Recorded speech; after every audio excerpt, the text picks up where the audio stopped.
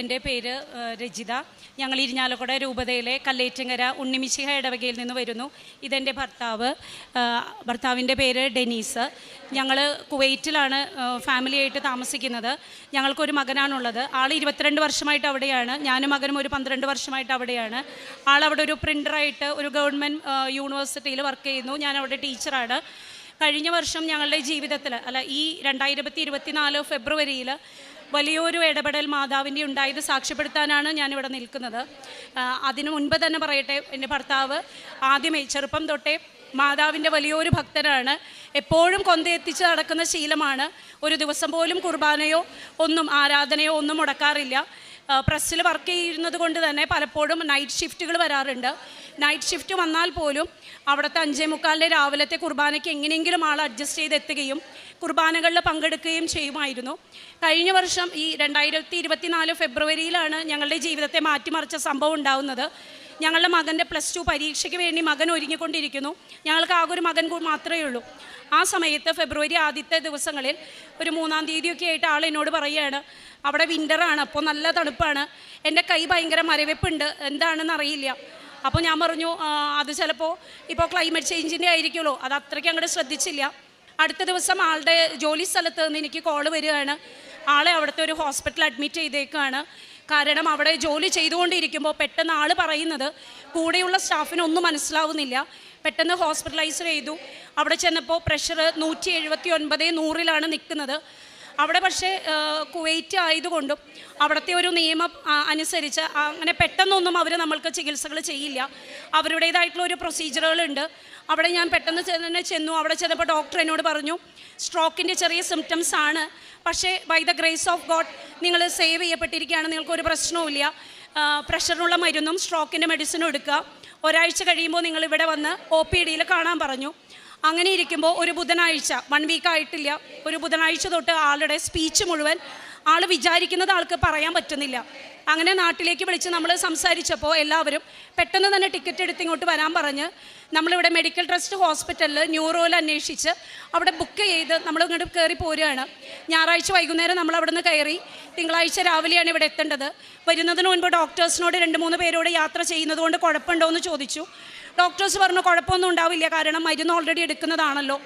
അങ്ങനെ കൊച്ചിയിൽ flight land ചെയ്യാൻ പോകുന്നു എന്ന് പൈലറ്റ് അനൗൺസ് ചെയ്ത ഒരു 5 മിനിറ്റ് കഴിഞ്ഞപ്പോഴേക്കും കാല് ഭയങ്കര വേദന, റൈറ്റ് ലെഗ് ഭയങ്കര വേദനിക്കുന്നു എന്ന് പറയല്ല, ഈ ഫിക്സ് വരുന്ന പോലെയുള്ള ഫിക്സിൻ്റേതായിട്ടുള്ള കുറേ സിംറ്റംസ് കാണിച്ചു.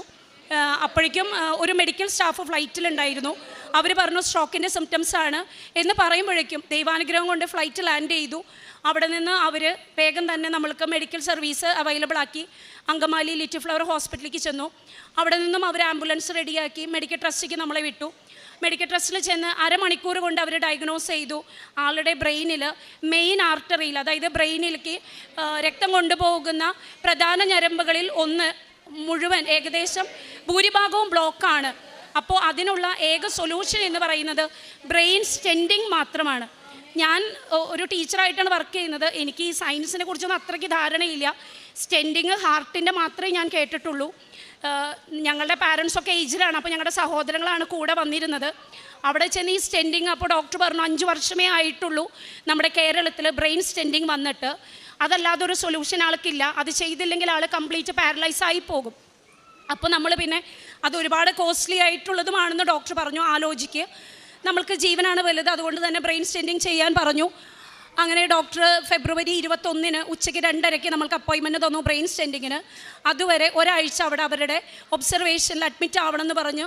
അങ്ങനെ അവിടെ അഡ്മിറ്റായി. ആ ഒബ്സർവേഷൻ ഡേയ്സിലൊന്നും ആൾക്കൊരു പ്രശ്നവുമില്ല. ആളുടെ ആ ഒരു കുർബാന കാണുന്ന ശീലം അവിടെയും മുടക്കാൻ ദൈവം അനുവദിച്ചില്ല. മെഡിക്കൽ ട്രസ്റ്റിൽ എല്ലാ ദിവസവും 6 മണിക്ക് കുർബാന ഉണ്ടാവും. രോഗികൾക്ക് അവരവിടെ കൊണ്ടുവന്ന് കുർബാനയ്ക്ക് കൊടുക്കും.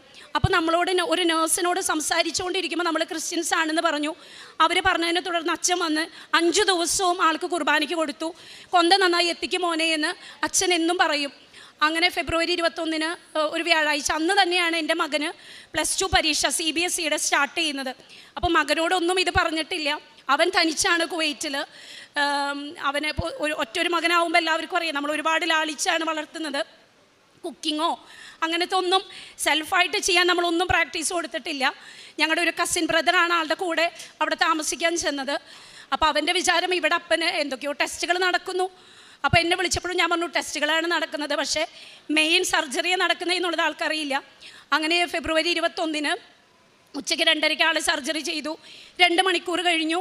ഡോക്ടർ വിളിച്ച് നമ്മളോട് പറഞ്ഞു സക്സസ് ആയിരുന്നു, പേഷ്യൻ്റ് സുഖമായിട്ടിരിക്കുന്നു. ഒരു ദിവസം ക്ലോസ് ഒബ്സർവേഷന് വേണ്ടി ICUവിൽ കിടത്തും.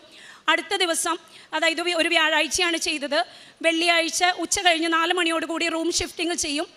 നെക്സ്റ്റ് മൺഡേയോടുകൂടി നിങ്ങൾക്ക് വേണമെങ്കിൽ കുവൈറ്റിലേക്ക് തിരിച്ചു പോവാം, പിന്നെ കുഴപ്പമൊന്നുമില്ല, ഇടയ്ക്ക് ചെക്കപ്പ് ചെയ്താൽ മതി എന്ന് പറഞ്ഞു. അപ്പോൾ എല്ലാവരും വളരെ കൂളായി. ആളെങ്ങനെയാണെന്ന് വെച്ചാൽ ഭയങ്കര ഹോംലി ആയിട്ടുള്ളൊരു സ്വഭാവമാണ് ഹസ്ബൻഡിൻ്റെ. എല്ലാവരുമായിട്ടും റിലേഷന് നല്ല രീതിയിൽ മെയിൻറ്റെയിൻ ചെയ്യാൻ മാക്സിമം ശ്രമിക്കും, ഒരുപാട് പ്രാർത്ഥിക്കും. അപ്പോൾ ആ ശീലങ്ങളൊക്കെ എല്ലാവർക്കും ഇഷ്ടമാണ്. അപ്പോൾ ആൾ ഹോസ്പിറ്റലൈസ്ഡ് ആയി എന്ന് കേട്ടപ്പോൾ എല്ലാവർക്കും ഭയങ്കര സങ്കടമായിരുന്നു. അങ്ങനെ ഓപ്പറേഷൻ സക്സസ് ആയിരുന്നു എന്ന് പറഞ്ഞപ്പോൾ ഇത് ഈ കാലിൽ കൂടെ സ്റ്റെൻറ്റ് കയറ്റിയിട്ട് ബ്രെയിനിലേക്ക് ചെല്ലുന്ന ഒരു ഇതാണ്, അല്ലാതെ സ്കൾ റിമൂവ് ചെയ്തിട്ടുള്ളതൊന്നുമല്ല.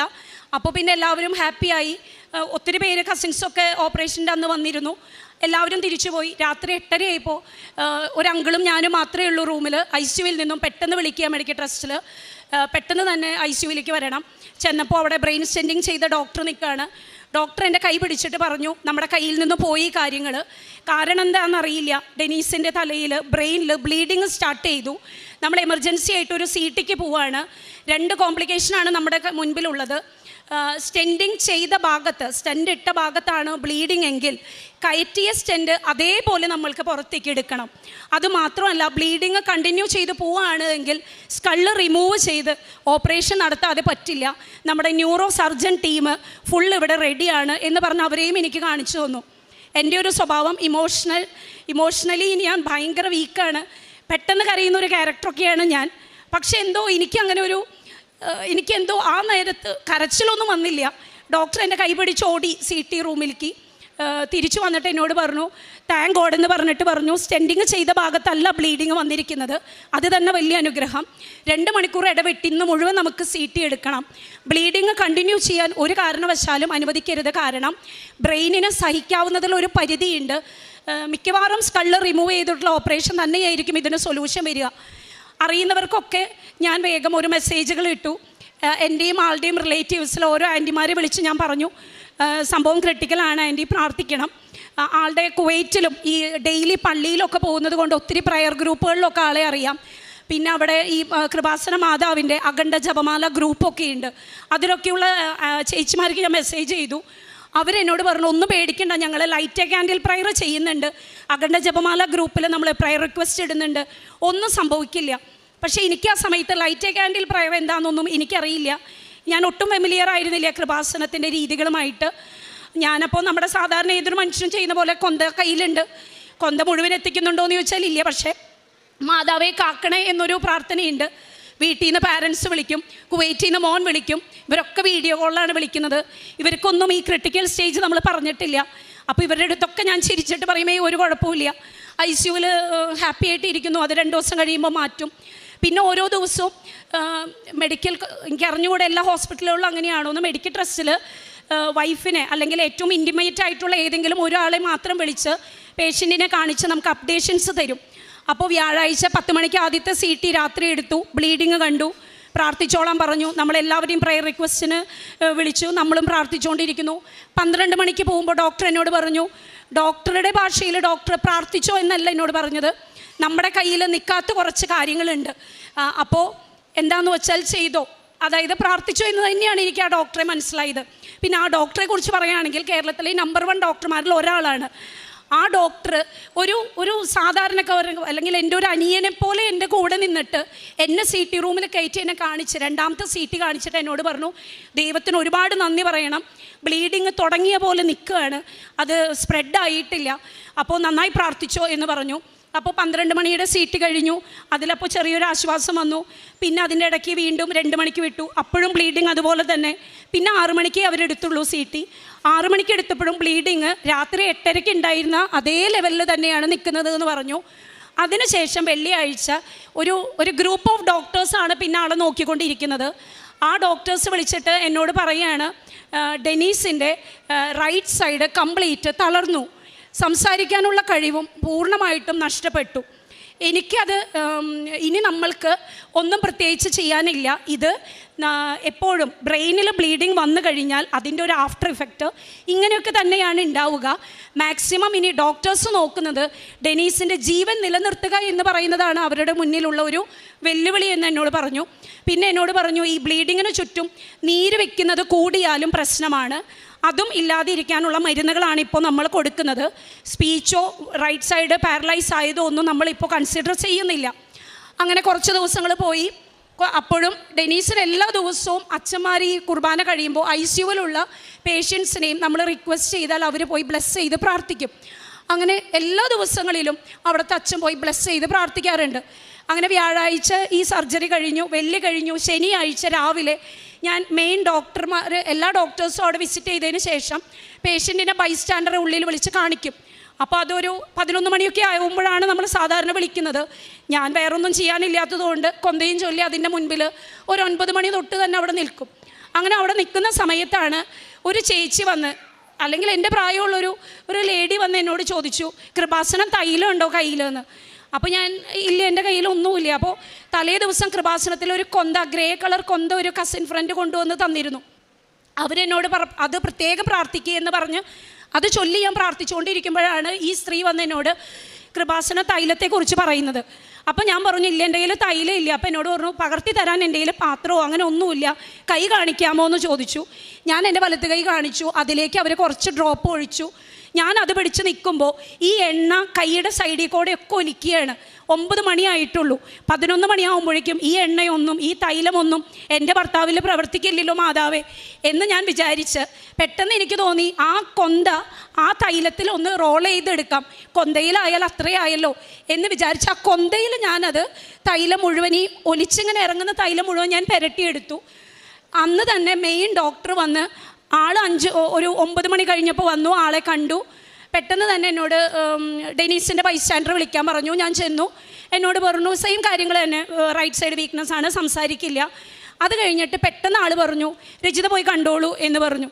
അപ്പോൾ കൂടെയുള്ള ജൂനിയേഴ്സ് പറഞ്ഞു, ഇല്ല മറ്റു ഡോക്ടേഴ്സ് കണ്ടിട്ടില്ല, 11 o'clock ആവണം ബൈസ്റ്റാൻഡേഴ്സിനെ കാണിക്കാൻ. എനിക്ക് അറിഞ്ഞുകൂടാന്നു എന്തുകൊണ്ടാണ് ആ ഡോക്ടർ അങ്ങനെ പെട്ടെന്ന് തന്നെ റെസ്പോണ്ട് ചെയ്തത്.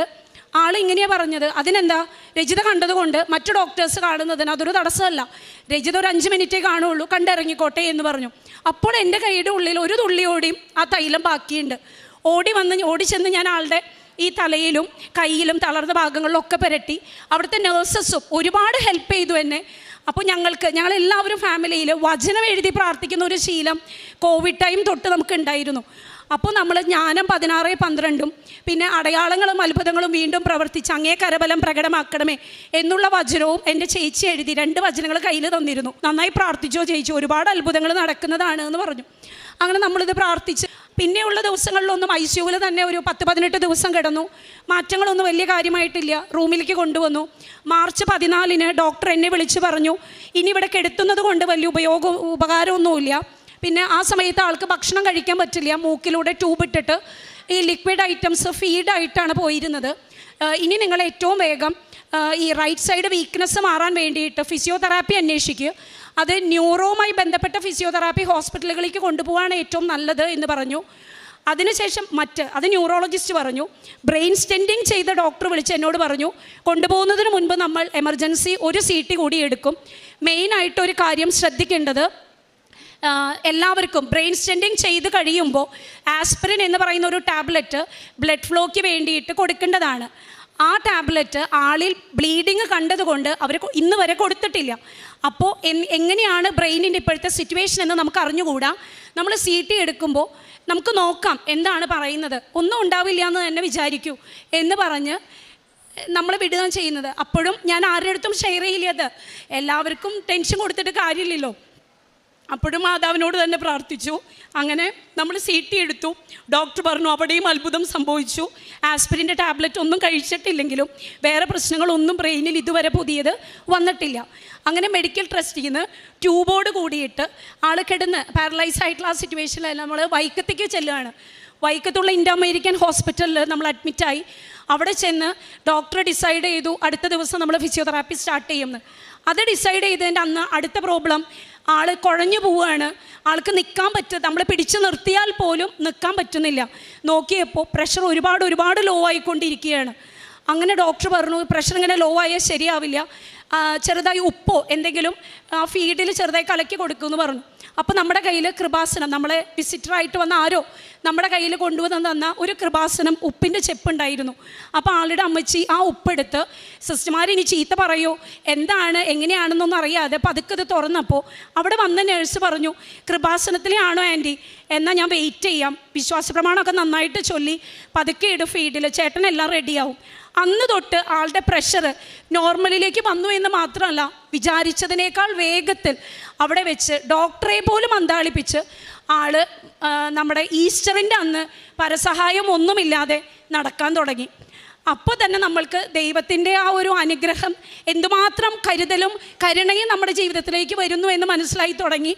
ഈസ്റ്റർ കഴിഞ്ഞ് പിറ്റേ ദിവസം ആളോട് നിൽക്കാൻ പറഞ്ഞാൽ നിൽക്കില്ല, അത്രയും സ്പീഡിലാണ് ആൾ നടക്കുന്നത്. അപ്പം ഡോക്ടേഴ്സിനൊക്കെ പേടിയാവും. ഡോക്ടർ വെച്ചത് എങ്ങനെ ഇത്ര പെട്ടെന്നൊരു മാറ്റം, അവരാരും പ്രതീക്ഷിച്ചിട്ടില്ല. അങ്ങനെ അതിൻ്റെ ഇടയിൽ അപ്പോൾ നമ്മൾക്ക് ഒരു ചെറിയ ഹാപ്പിനെസ്സൊക്കെ ആയി. അപ്പോഴാണ് അടുത്ത ന്യൂസ് വരുന്നത്, കുവൈറ്റിലുള്ള ആളുടെ ജോബിൽ നമ്മൾ എമർജൻസി ലീവിലാണ് വന്നേക്കുന്നത്. അപ്പോൾ ചിലപ്പോൾ ജോബ് പോകാൻ സാധ്യതയുണ്ട്, കറക്റ്റ് ലീവ് കൊടുത്തിട്ടില്ല. ഇവിടെ നിന്ന് വെറുതെ ഒരു മെയിൽ സെൻഡ് ചെയ്താലൊന്നും ഇന്ത്യൻസിനെ അവരങ്ങനെ കൺസിഡർ ചെയ്യില്ല. അവരുടെ ഡൽഹിയിലുള്ള കുവൈറ്റ് എംബസിയിൽ ഈ മെഡിക്കൽ പേപ്പറുകളെല്ലാം വിട്ട് സ്റ്റാമ്പ് ചെയ്ത് വന്നാൽ മാത്രമേ ജോലിയിൽ തുടരാൻ പറ്റുള്ളൂ എന്ന് പറഞ്ഞു. അങ്ങനെ നമ്മൾ പേപ്പറുകളൊക്കെ വേഗം വിട്ടു.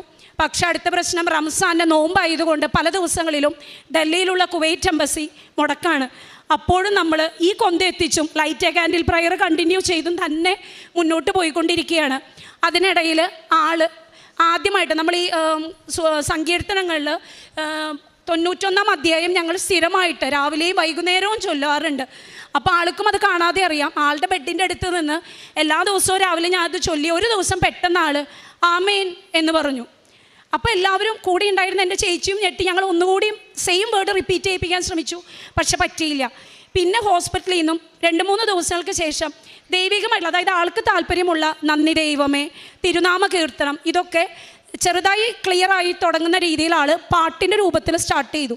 അപ്പോൾ ഡോക്ടർക്ക് ഭയങ്കര സന്തോഷമായി.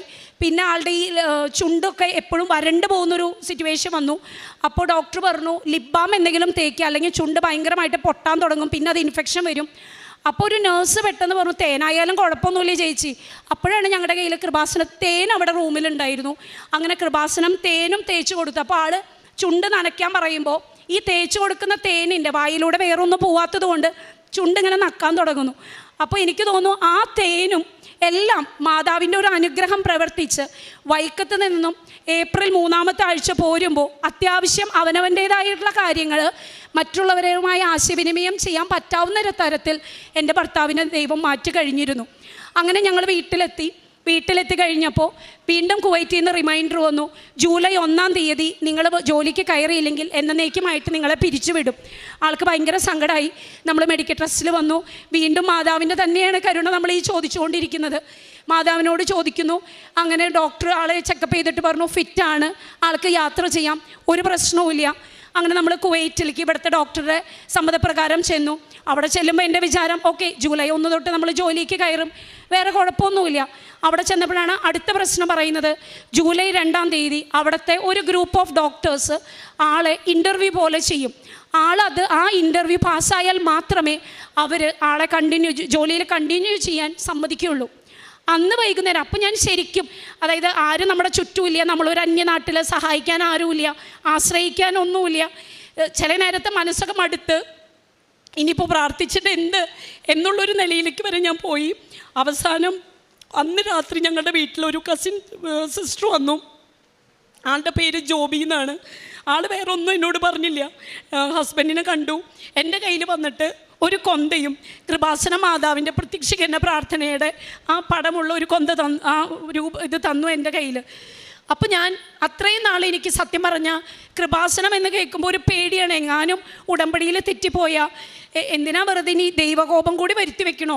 അതുകൊണ്ട് പലപ്പോഴും ഉടമ്പടിയെക്കുറിച്ചൊക്കെ ആര് പറഞ്ഞാലും ഞാനതത്ര അങ്ങോട്ട് ശ്രദ്ധിക്കാൻ പോകാറില്ല. കൃപാസനത്തിൽ ഞാൻ അങ്ങനെ അങ്ങോട്ട് അവഗണിച്ചു എന്ന് തന്നെ എനിക്ക് പറയാൻ പറ്റും. ഒരിക്കൽ മെഡിക്കൽ ട്രസ്റ്റിൽ എൻ്റെ വായിൽ നിന്ന് തന്നെ വന്നു, ആരോ എന്നോട് പറഞ്ഞു കൃപാസനത്തിലെ ഒരു റിക്വസ്റ്റ് രജിത നേരിട്ട് ചെല്ലൂ എന്ന് പറഞ്ഞപ്പോൾ എൻ്റെ മനസ്സിൽ വന്നത്, ഞാനും മാതാവിനോട് തന്നെയല്ലേ പ്രാർത്ഥിക്കുന്നത്, ഇപ്പോൾ കൃപാസനത്തിൽ തന്നെ പോകണമെന്നുണ്ടോ? അതിൻ്റെ ഒന്നും ആവശ്യമില്ല, എനിക്കിപ്പോൾ കൃപാസനത്തിൽ തന്നെ പോകണമെന്നില്ല എന്ന് പറഞ്ഞ അതേ നാവ് കൊണ്ടാണ് മാതാവ് എന്നെ ഇന്ന് ഇവിടെ നിർത്തി സാക്ഷ്യം പറയിപ്പിക്കുന്നത്. അങ്ങനെ ആ സിസ്റ്റർ വഴി, ആ കസിൻ സിസ്റ്റർ വഴി ഞാൻ കസിൻ സിസ്റ്ററോട് ചോദിച്ചു, ഞാൻ ഓൺലൈൻ ഉടമ്പടി എടുത്താലോ, എനിക്ക് പേടിയാവുന്നു. അപ്പോൾ എന്നോട് ആൾ പറഞ്ഞു, ഒന്നിനും പേടിക്കണ്ട, എന്തിനാ പേടിക്കുന്നത്, ധൈര്യമായിട്ട് മോളെടുക്ക്, നമ്മളൊക്കെ ചെയ്യുന്ന എല്ലാ കാര്യങ്ങളും തന്നെയാണ് ഇതിലുള്ളത് എന്ന് പറഞ്ഞ് ഞാൻ ഓൺലൈൻ ഉടമ്പടി ജൂലൈ 3-ാം തീയതി എടുത്തു. അന്ന് തൊട്ട് ഞാൻ സാക്ഷ്യങ്ങൾ കേൾക്കുന്നതാണ്. അന്നാണ് ഉടമ്പടി ഉപ്പിനെ കുറിച്ചും ഉടമ്പടി തൈലം ഇതിനെക്കുറിച്ചൊക്കെ ഡീറ്റെയിൽഡ് ആയിട്ട് അറിയുന്നത്. ഉടമ്പടി ഉപ്പ് അന്ന് എൻ്റെ കയ്യിലിരിക്കുകയാണ്. അപ്പോൾ പിറ്റേ ദിവസം പോകുന്ന മെഡിക്കൽ ചെക്കപ്പിൻ്റെ പേപ്പറുകളുടെ കൂട്ടത്തിൽ ഞാൻ ആളോട് പറഞ്ഞു, ഒന്നും പേടിക്കണ്ട, ഈ ഉപ്പൊക്കെ ഞാൻ ഇട്ടിട്ടുണ്ട്. ആളുടെ വായിലും കുറച്ച് കഴിക്കാൻ കൊടുത്തു, വിശ്വാസ പ്രമാണവും ചൊല്ലി. കൂടെ പോയ ചേട്ടൻ എന്നോട് പറഞ്ഞത്, നമ്മളെ കയറ്റില്ല അവിടെ.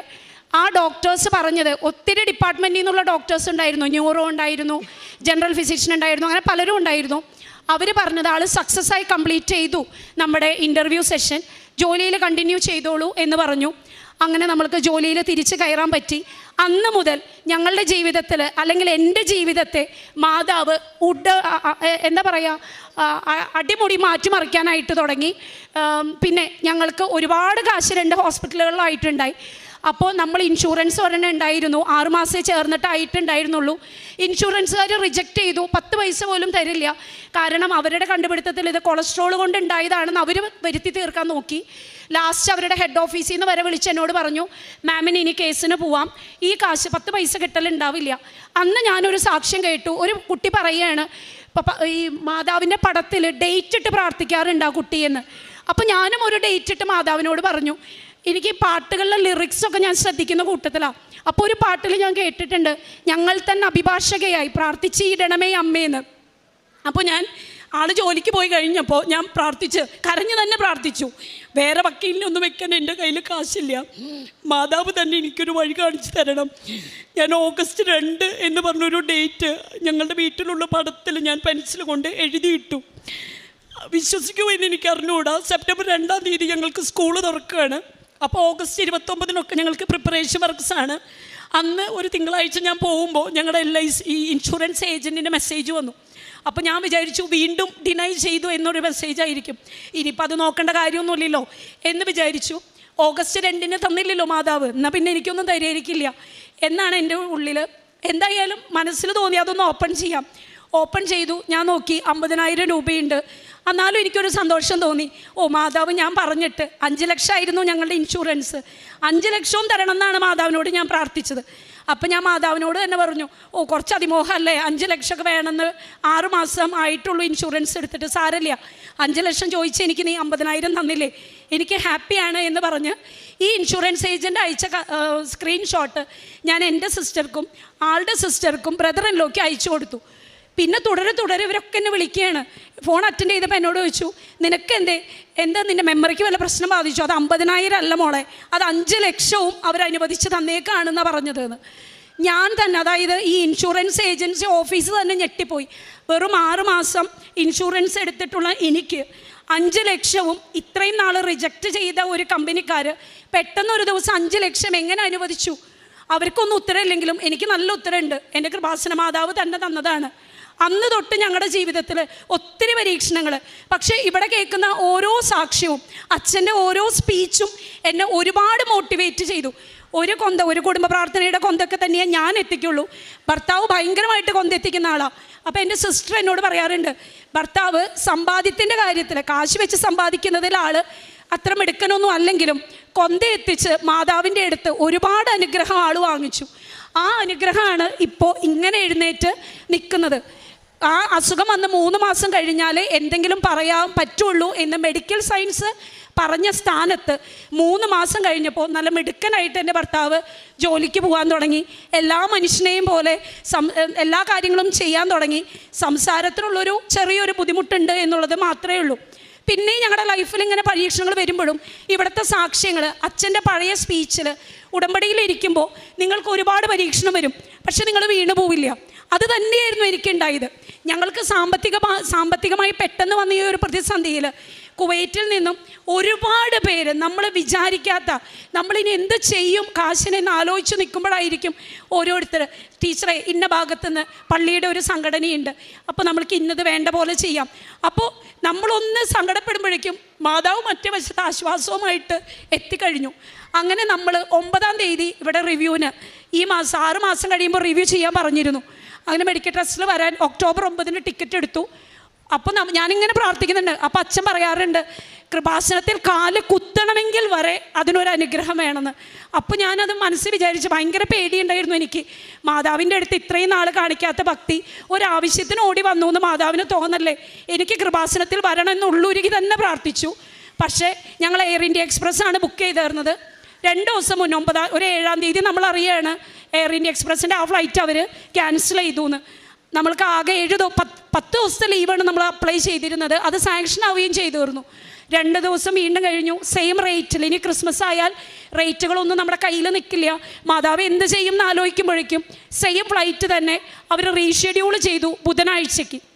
അപ്പം ഞാൻ മാതാവിനോട് പ്രാർത്ഥിച്ചു, മാതാവേ നീ കൂടെ വരുന്നില്ലെങ്കിൽ, ബൈബിളിൽ അങ്ങനെ ഒരു ഭാഗമുണ്ടെന്ന് ചേച്ചി എന്നോട് എപ്പോഴും പറയാറുണ്ട്, പുറപ്പാടിലോ മറ്റോ മോശ പ്രാർത്ഥിച്ചത്, കർത്താവേ നീ കൂടെ വരുന്നില്ലെങ്കിൽ എന്നെ വിടരുത് എന്ന് പറഞ്ഞത് ഞാനും റിപ്പീറ്റ് ചെയ്തു. ഞങ്ങളുടെ കൂടെ വരുന്നില്ല, ഞങ്ങളെ സഹായിക്കാൻ നീ ഇല്ല എങ്കിൽ ഞങ്ങളെ തനിച്ച് വിടരുത് എന്ന് ഉള്ളൊരുക്കി പ്രാർത്ഥിച്ച് പ്രത്യക്ഷീകരണ പ്രാർത്ഥനയൊക്കെ ചൊല്ലി ഞങ്ങൾ കുവൈറ്റ് എയർപോർട്ടിൽ വന്നു. ഒരുവിധം ക്ലിയറൻസൊക്കെ കഴിഞ്ഞു. ഞാൻ ഹാപ്പിയായി. പിന്നെയുള്ള പ്രശ്നം ആൾക്ക് ഇനി ഫ്ലൈറ്റിൽ വല്ല ബുദ്ധിമുട്ടുണ്ടാവുമോ എന്നുള്ളത് മാത്രമാണ്. എക്സിറ്റിൻ്റെ സീൽ ചെയ്യുന്ന ഭാഗത്ത് വന്നപ്പോൾ പെട്ടെന്ന് എമിഗ്രേഷൻ ഓഫീസർ ആളെ തടഞ്ഞിട്ട് പറഞ്ഞു, നിങ്ങൾക്ക് യാത്ര ചെയ്യാൻ പറ്റില്ല, നിങ്ങളുടെ യാത്ര, നിങ്ങളുടെ വാട്ടർ ബില്ല് കുടിശ്ശിക കിടക്കുന്നുണ്ട്, അതടയ്ക്കാതെ നിങ്ങൾക്ക് പോകാൻ പറ്റില്ല എന്ന്. അപ്പോൾ ഞാൻ ചോദിച്ചു, അവർ ഫുൾ അറബിയിലാണ് സംസാരിക്കുന്നത്, എനിക്ക് അറബി അറിയില്ല. ഞാൻ രാത്രി 12:30 സമയമാണ്, ഫ്ലൈറ്റ് 1:30-ക്കാണ്. ഞാൻ അവരോട് പറഞ്ഞു, നമ്മൾ പിന്നെ എപ്പോഴെങ്കിലും ചെയ്താൽ മതിയോ? പറ്റില്ല, കടത്തിവിടില്ല എന്ന് ഉറപ്പ് തന്നെ പറഞ്ഞു. അവർ വെറുതെ ആക്ഷൻസ്, നമുക്ക് അറബി അറിയില്ല എന്ന് പറഞ്ഞപ്പോൾ ഡയറക്ഷൻസ് വെറുതെ ഇങ്ങനെ കൈ ചൂണ്ടി അവിടെ പോ ഇവിടെ പോ എന്ന് പറയും. അങ്ങനെ ലാസ്റ്റ് എവിടെയാണ് പേ ചെയ്യേണ്ടതെന്ന് അറിയാതെ കുറേ ഓടി നടന്നു. മാതാവിനെ വിളിക്കുന്നു, മാതാവിൻ്റെ ഭാഗത്തൊന്നും സഹായമില്ല എന്ന് തോന്നി. അങ്ങനെ അവസാനം അടയ്ക്കേണ്ട ഓഫീസിലേക്ക് എത്തിപ്പെട്ടപ്പോൾ അവിടെ ഓഫീസറില്ല. അയാളെ ഫോൺ ചെയ്യാൻ ഒരു നമ്പർ എഴുതി വെച്ചിട്ടുണ്ട്. നമ്പർ വിളിച്ചപ്പോൾ അയാൾ പറഞ്ഞു, ഞാൻ ലിങ്ക് അയക്കും, ലിങ്ക് വഴി നിങ്ങൾ സെൻഡ് ചെയ്യാൻ പറഞ്ഞു. ലിങ്ക് എടുക്കാൻ നോക്കി, ലിങ്ക് ഓപ്പൺ ആവുന്നില്ല.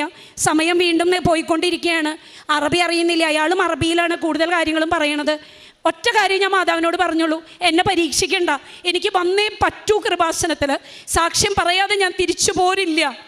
ആ നേരത്ത് എനിക്ക് കണ്ടപ്പോൾ തോന്നിയത്, സുന്ദരനായ ആശാരിച്ചക്കൻ നമ്മുടെ ഈശോനെ കുറിച്ച് ഏതോ ഒരു അച്ഛൻ ടോക്കിൽ ഞാൻ യൂട്യൂബിൽ പറയുന്നത് കേട്ടിട്ടുണ്ട്. ആ ഒരു മാതൃകയിൽ ഒരു കുവൈറ്റി അവിടെ ഇരുന്ന് വെറുതെ ഇരിക്കുക. ഞാൻ അയാളുടെ അടുത്ത് ചെന്നിട്ട് ഞാൻ പറഞ്ഞു, സാർ എന്നെ ഒന്ന് ഹെൽപ്പ് ചെയ്യണം, എനിക്ക് വാട്ടർ ബില്ല് അടച്ച് പെട്ടെന്ന് പോകണം, 1:30-ക്കാണ് ഫ്ലൈറ്റ്. ഒരു മടിയും പറയാണ്ട് അയാൾ എന്നോട് പറഞ്ഞു, സിസ്റ്റർ നോ ടെൻഷൻ. അയാൾക്ക് ഒട്ടും ഇംഗ്ലീഷ് കംഫർട്ടബിൾ അല്ല. അയാളിങ്ങനെ ഒറ്റമുറിയിലൊക്കെ പറഞ്ഞു, കാര്യം ചോദിച്ചു. ഞാൻ പറയുന്ന കാര്യങ്ങൾ അയാൾക്ക് കൃത്യമായി മനസ്സിലാവുന്നുണ്ട്. അയാൾ വേഗം എൻ്റെ ഫോൺ വാങ്ങിച്ചു. കുവൈറ്റുകളുടെയൊക്കെ സ്വഭാവം അറിയുമോ എന്ന്, നമ്മുടെ നാട്ടിൽ അറിയുമോ എന്ന് എനിക്ക് അറിഞ്ഞൂടാ. ഭയങ്കര ഒരു അഹങ്കാരി നേച്ചർ എന്നാണ് അവരെ പറയുക. നമ്മൾ അടുത്ത് പോലും ചെല്ലുന്നത് അവർക്ക് ഇഷ്ടമല്ല. അവർ യൂസ് ചെയ്യുന്ന ഫോണൊക്കെ കോടികൾ വില വരുന്നതായിരിക്കും. എൻ്റെ ഒരു സാധാ ഫോൺ ആ ഒരു കുവൈറ്റി കയ്യിലെടുത്ത് അതിൽ അയാൾ വേണ്ട കാര്യങ്ങളൊക്കെ ചെയ്തിട്ട് അതും റെഡി ആവുന്നില്ല.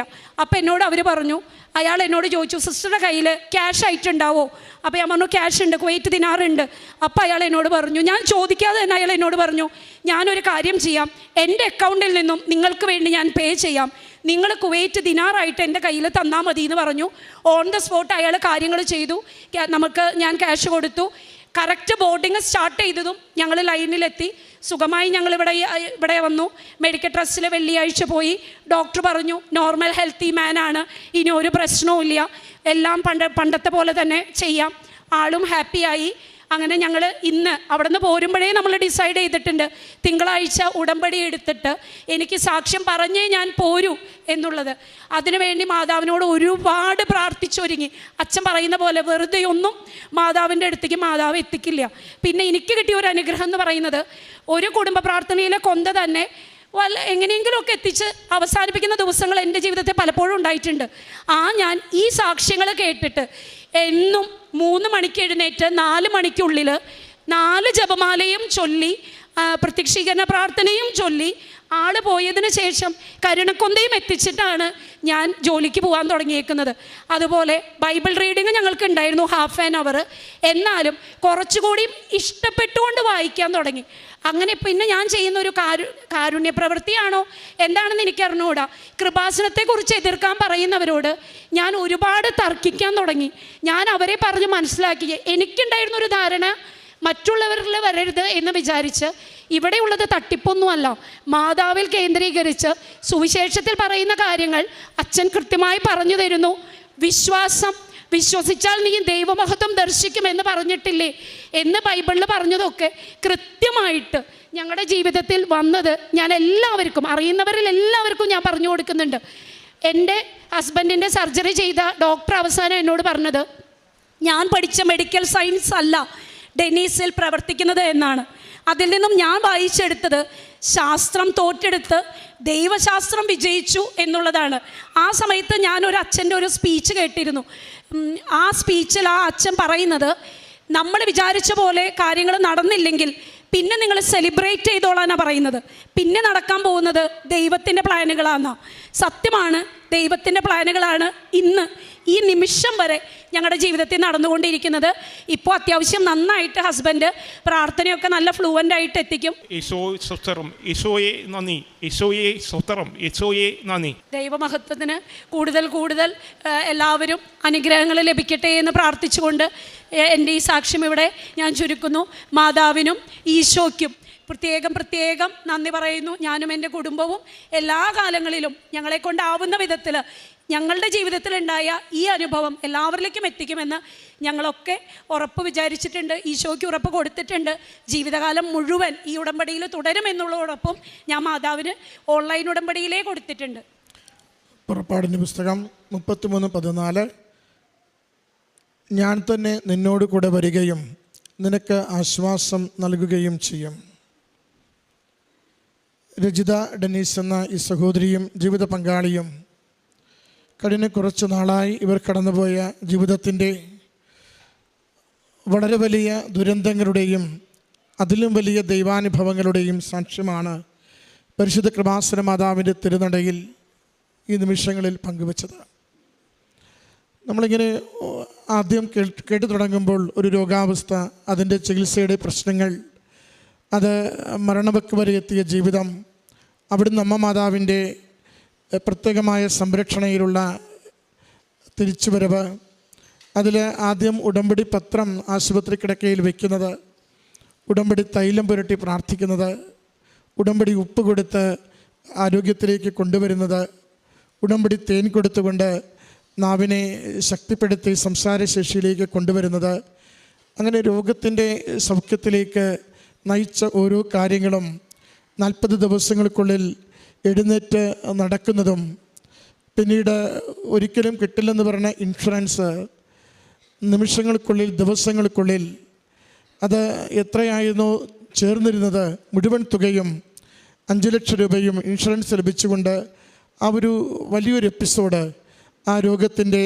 ക്ലേശത്തിൻ്റെ മരണവക്കിൽ നിന്നും ജീവിതത്തിലേക്കുള്ള യാത്രയുടെ മുഴുവൻ എപ്പിസോഡുമാണ് ആദ്യം പങ്കുവെച്ചുകൊണ്ട് സഹോദരി സംസാരിച്ച് തുടങ്ങുന്നത്. പിന്നീട് മുന്നോട്ട് പോകുമ്പോൾ അവിടെ വിദേശത്തെത്തി അവിടെയുള്ള കാര്യങ്ങളും തിരികെ നാട്ടിലേക്ക് വരുവാൻ നേരമുണ്ടായ വലിയ പ്രതിസന്ധികളും അവിടെയും ശരിക്കും അത് സൂചിപ്പിക്കുന്നുണ്ട്.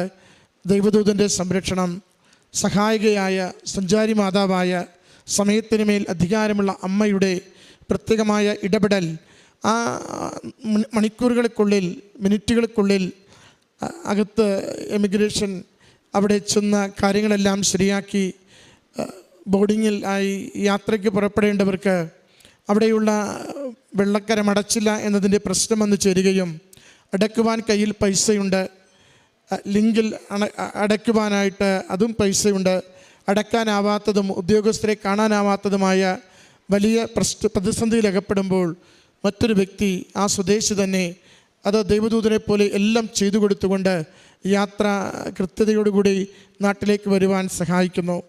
അവിടെ സമയം ചുരുക്കുന്ന അമ്മയുടെ സാന്നിധ്യമുണ്ട്, അവിടെ സഞ്ചാരി മാതാവിൻ്റെ സഹായമുണ്ട്, അവിടെ അസാധ്യമെന്ന് കരുതുന്ന ഒരു കാര്യം, യാത്ര മുടങ്ങുമെന്ന് കരുതുന്ന ഒരു കാര്യം അത് സുഗമമായി നിർവഹിച്ചു തരുന്ന അമ്മയുടെ സംരക്ഷണമുണ്ട്.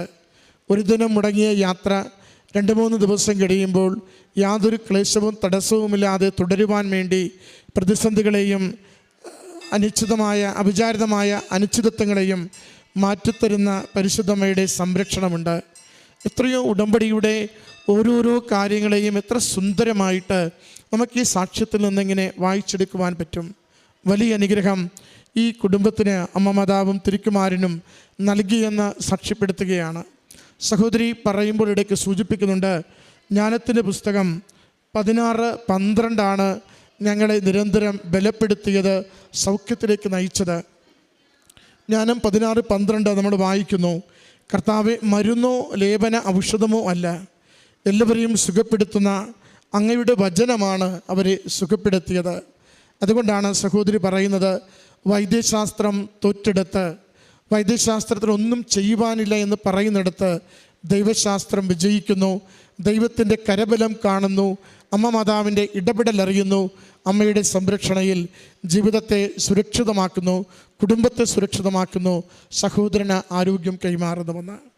ഈ വലിയ സാക്ഷ്യത്തിന് അമ്മ മാതാവിൽ ആശ്രയിച്ചുകൊണ്ട് പ്രതിസന്ധിയുടെ നാളുകളിൽ നടത്തിയ എല്ലാ പ്രാർത്ഥനകൾക്കും അമ്മ മാതാവ് നൽകിയ കരുതലുള്ള ഈ സ്നേഹത്തിന് കരങ്ങളടിച്ച് നമുക്ക് ഈശോയ്ക്കും അമ്മയ്ക്കും ഈ സാക്ഷ്യം